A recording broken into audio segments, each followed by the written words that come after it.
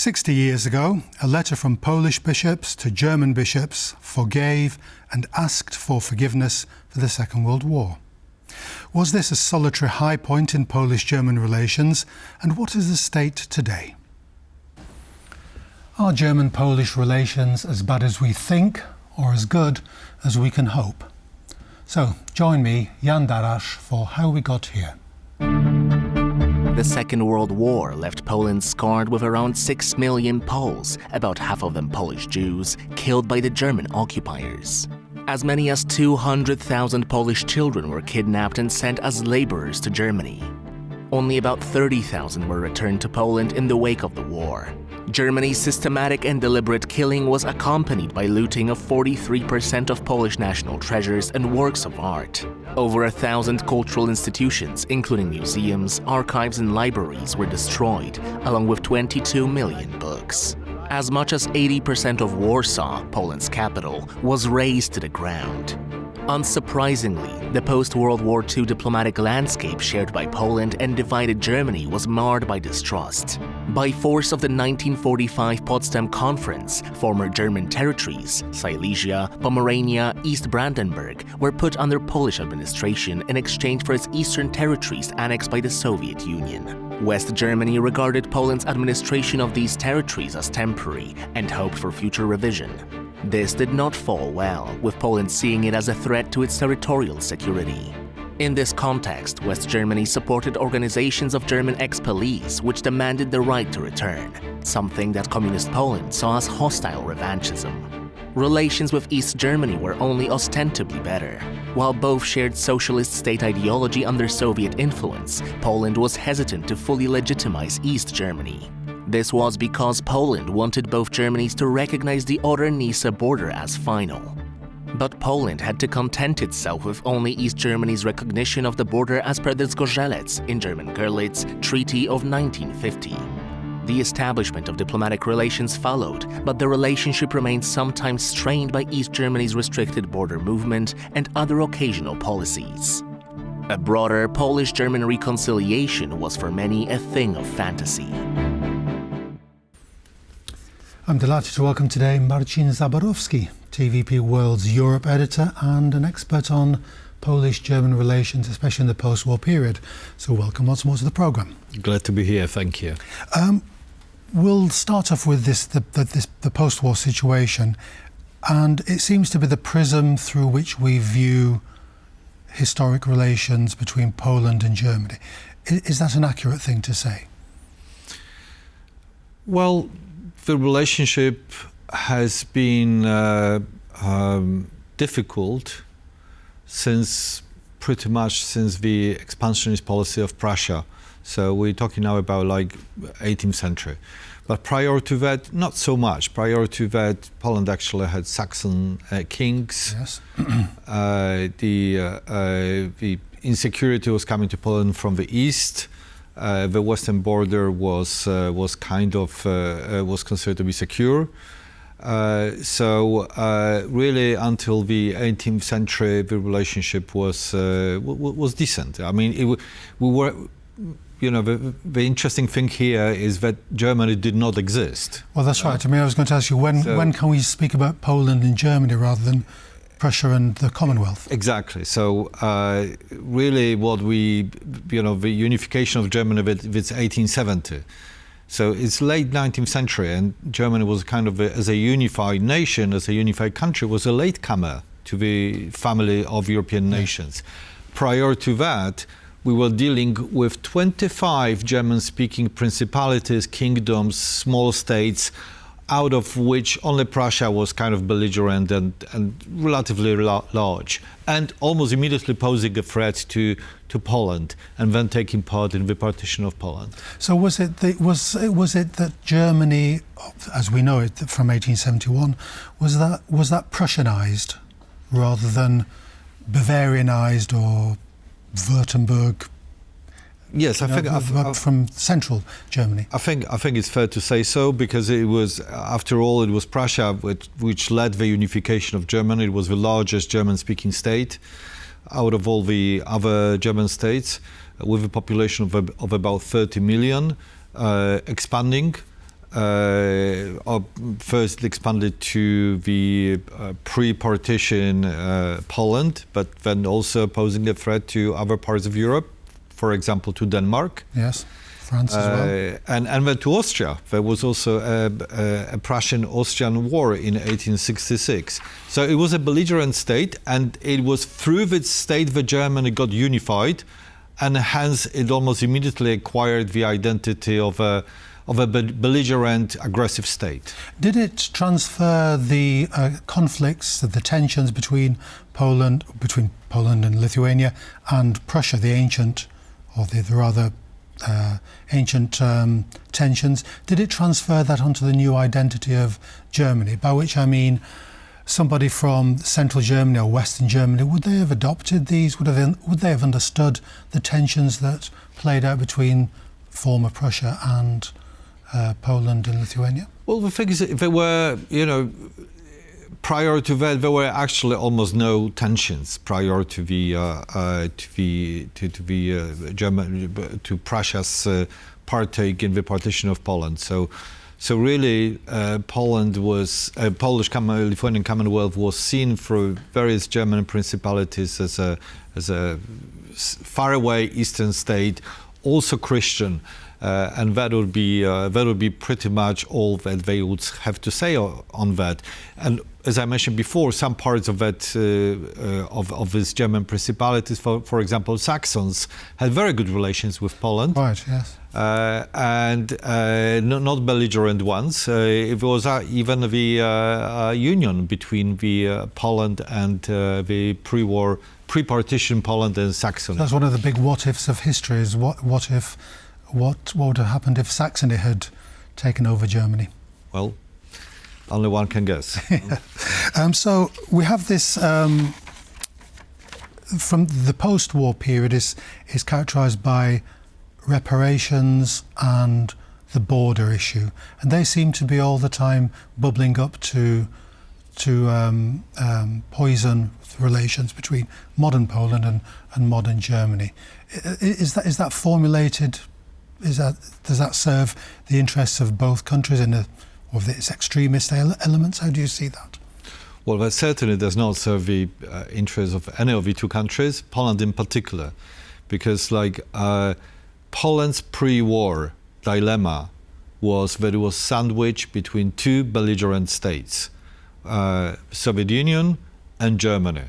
And even the democratic Germany, meaning the Weimar Republic of Germany, still had territorial issues with Poland. Yes. So Poland's position in a very precarious position in the middle of that kind of setup was precarious, was dangerous, and it ended up badly. So ended up pretty much in the fourth partition of Poland. We had three prior to that, and that was the fourth one. The last question in this part is the idea of the nostalgic view of Poland and Germany. Does this take generations and generations to filter out, to wash through, or are we still in the folk memory of our view of Germany? And vice versa, well, the AfD, yeah, all that sort of stuff. So interestingly, this doesn't seem to go away with the time. In Germany it does. Big parts of the German public opinion are now looking to Poland more favorably. In the 1990s, Poland was this kind of a wild state in the east that was pretty much known through the, some scary stories about the theft of the German cars. Yes, that's so that's how Poland was being perceived. These days, Germans are seeing that Poland is economically developing very well. The famous German saying "Polnische Wirtschaft," which meant disorder, acquired a very different meaning now. So Germany is growing very slowly, is stagnating, whilst Poland is economically expanding for 25 years right now, with no interruption. So that's being seen very differently. And when Germans are noticing Poland at all, and many of them are not, but those who are tend to have positive view of Poland. Yes. But the other way, unfortunately, one might say that this negative perception of Germany became politicized in Poland, became part of the important element of political identity of the current Polish opposition, which is therefore interested in stirring up anti-German sentiments. And we saw some opinion polls coming out only last month from the Institute of Public Affairs, which confirmed that negative perception of Germany in Poland have deepened, even amongst the youngest population. Because as it happens, if you support the current opposition, you tend to be anti-German too. If you support the current government, you have a kind of a benevolent view of Germany. Yes. So it's one of these cleavages. Germany became, unfortunately, the element of the political cleavage in Poland. We're going to be discussing now in the second of our clips one of the, I suppose, rays of hope, or which is the episcopal letter sent by the Polish bishops to their German counterparts, this time, more or less, 40 years ago. Sorry, 60 years ago. 60 years. 60 years ago, yes. It was November 1965 in the Holy See, and for the past 3 years, each autumn, Polish bishops had been conveying with their brethren as part of the Second Vatican Council to bring the Catholic Church up to speed with the rapidly changing world. 1966 was right around the corner, and with it the millennium of Christianity in Poland, a seminal celebration and the right time to bring about moral renewal. It was in this spirit that Polish bishops, headed by Bishop Bolesław Kominek, sent a letter of invitation to their German counterparts, one including an unprecedented call to reconciliation. In this most Christian, but also very humane spirit, we extend our hands to you, sitting on the benches of the ending council. We forgive and ask for forgiveness. Only if you, German bishops and council fathers, grasp our hands held out to you in a gesture of brotherhood, will we be able to celebrate our millennium in the most Christian way and in peace. Poland's communist government, with Władysław Gomułka at its helm, were furious and cried treason at the bishop's self-willed conduct. Admitting Polish responsibility for some wrongs, including the resettling of German population from Silesia, Pomerania and East Brandenburg, was a political taboo and conflicted with the communist leadership's narrative of Germans as perennial enemies and Poland as a purely innocent victim. More so, taking an independent moral initiative came across as a challenge to the government's role in foreign affairs. The communist regime shuddered at the thought that the letter could weaken Poland's territorial claims by suggesting moral reciprocity. Ultimately, the letter was welcomed by the German episcopate and served as the seed of future Polish-German reconciliation. It did burgeon in 1970 with the Warsaw Treaty, where West Germany and Poland committed themselves to non-violence and accepted the existing border, the Oder-Neisse line. 2 years later, both countries would finally enjoy full diplomatic relations. Letters from Polish bishops to their German counterparts, mid-1960s, 1965. And there was the very contentious sentence in that: we forgive and ask for forgiveness. Could you explain the context of this letter first, and then we'll go into some of the awkwardness, if we can put it that way, about this one sentiment that seems on the face of it to be fulfilling the Catholic ideal, but which seemed also to cause a lot of controversy. So what was the idea behind this letter from Poland to Germany? But several elements. There was obviously a religious element in that sort of spirit of reconciliation, also asking German bishops to participate in the millennial celebration in Poland, because the Polish statehood in 1966 had 1 millennium of history. So, but there was also, and I think predominantly, an attempt, and as it turns out, quite successful one, to create an alternative Polish foreign policy. Polish foreign policy which would no longer be dependent on security guarantees from the Soviet Union. Because let's make one thing clear here. after 1945, Polish borders changed. Yes. The whole state shifted eastwards. As Winston Churchill used to say, Poland is a state on wheels. So Poland lost its eastern territories to the Soviet Union, never recovered those, but it was compensated in the West by taking over about 25% of the pre-war Germany. And that element was this expansion of Poland westwards was not recognized by the German government until 1970. So for many years after the war.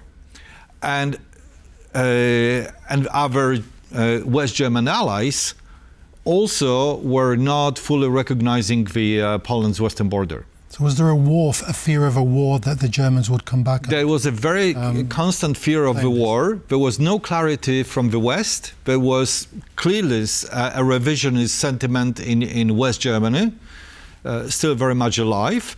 And the only state which was saying very clearly, we recognize the border as it is, the only state which mattered, was the Soviet Union. So the communists were saying, look, I mean, you may not like us, but the security of the state depends on us being in the alliance with the Soviet Union.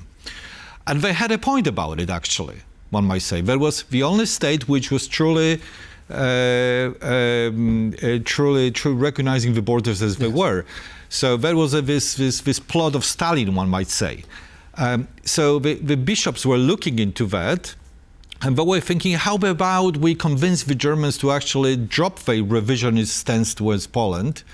Would it not open up the door to the Poland's return to the West, Poland's return to Europe? The communists would lose their argument altogether. And that's what they actually did, very successfully so. Well, that's right. So what was the success of this? And was it, on the face of it, it seemed to be very kind of hopeful and naive about asking the Germans for forgiveness, being the victim nation? Well, the point was that to say that, we are Christians, you are Catholics, some of you are evangelicals, so let's enter into the spirit of reconciliation. We forgive, we ask for forgiveness, because almost 10 million people were expelled from these territories which Poland expanded to, the communist Poland, that is. There were also not so nice things happening during this expulsion. Yes, a very brutal. It was brutal experiment. But it does not compare, obviously, to the crime that the Germans have inflicted on Poland. That is absolutely true, and so the communists were hoping that the Polish population, still fresh after with fresh resentment after the war, would now turn against the Catholic Church.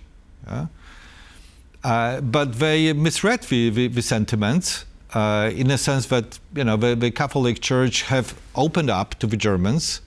They said we want reconciliation with you, just recognize the border. And they also made it very clear that please recognize the border on Oder and Neisse, and then we can open up and we can embrace each other in a new spirit of cooperation in a united Europe. And that really inspired then the leaders of the anti-communist opposition to pursue a similar line. And it very much changed the geopolitics of Poland. And later on also convinced the German elites, which essentially were very reluctant to recognize the border. The German elites, led by the new German government, led by a socialist actually, Willy Brandt, in 1970 was encouraged by the letter of Polish bishops to open up and to recognize the border with Poland. What was the wider reception of this letter in the Cold War on either side? It seemed to catch a kind of zeitgeist of reconciliation, and but there's also kind of moral relativism, an element in that which could, if you had still living memory of the Second World War could very much anger you if you were part of the ordinary public on either side. Well, if it did anybody else in this country, the public opinion would have been very angry. Yeah. But it was the Catholic Church, and still at this point in time, 95% of Poles were Catholics. Yeah?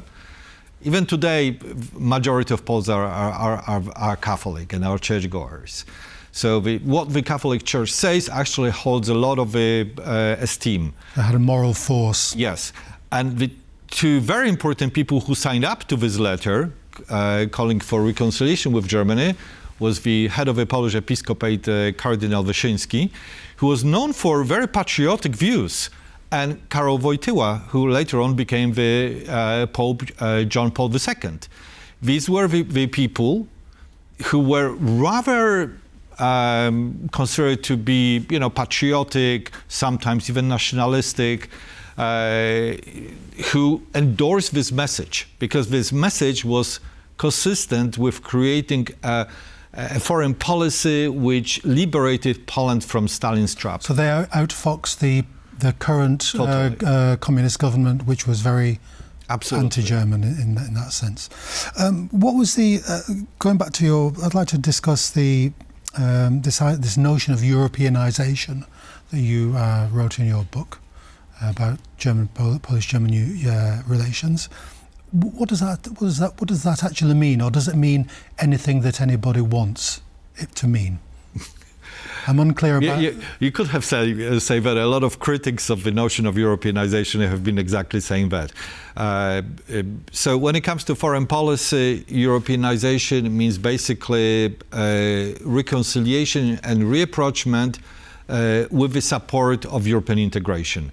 This is something which West Germany did very successfully with France after the setting up of the European Union, the European Community initially.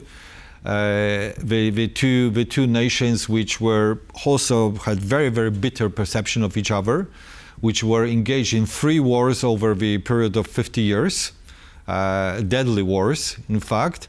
They decided that the traditional state-to-state reconciliation, that's not enough, that you actually need to have some kind of joint institutions to have a joint supervision of, for example, coal and steel industry. This is how the European integration started.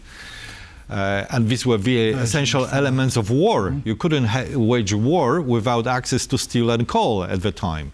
So that's what France and Germany very successfully did since 1950s, then through the Treaty of Élysée, and then became basically a cornerstone of the European Union. Now, in 1989, when communism collapses in Poland, Chancellor Kohl comes to Poland and he says, "We want to do with you what we did with France. You are our France to the east." Yeah. And that a consequence of that was a bilateral Polish-German treaty, which was modeled on the Franco-German treaty, whereby Germany would be supporting Poland's membership in the EU, would recognize borders with the EU, and there will be a number of institutions created between the two countries, such as, for example, youth exchange, which would, lead to the enhancement of the relationship. A final question to you, Marcin. What was the process by which France? It's almost unthinkable that France and Germany will go to war. As you said, they fought these 3 wars in the 20th and 19th centuries. Did they go through the same emotional debate, if we can put it that way, about their relations with Germany as Poland does today? Well, it's never the same. So two countries obviously are never the same, are very different. But there are a lot of similarities, and anti-German sentiments were very important in France after the war. And they were, for example, a main reason why France turned down the idea of a European defense community, which was brought into the light in 1954. And then it was a French proposal, actually, ironically. It was the German rearmament was meant to happen that way. The Americans strongly supported it, and then it collapsed because the French Parliament rejected it because the sentiments were so anti-German in the French Parliament that it was unthinkable for French MP to agree with the idea that potentially a German general could lead the French in war effort. It was just unacceptable. Yes, it takes a leap of the imagination. And the consequence of that, we don't have a European defense community till this day. We have NATO, which is led by the Americans. It's not the same thing. Yeah. Marcin Zaborowski, meanwhile, thank you very much for coming on to the programme. Fascinating discussion. Thank you. Thank you. That's all we have time for today. Do join us next time. That's Tuesday, 21:35, 35 minutes past 9 CET. So look forward to seeing you then on How We Got Here.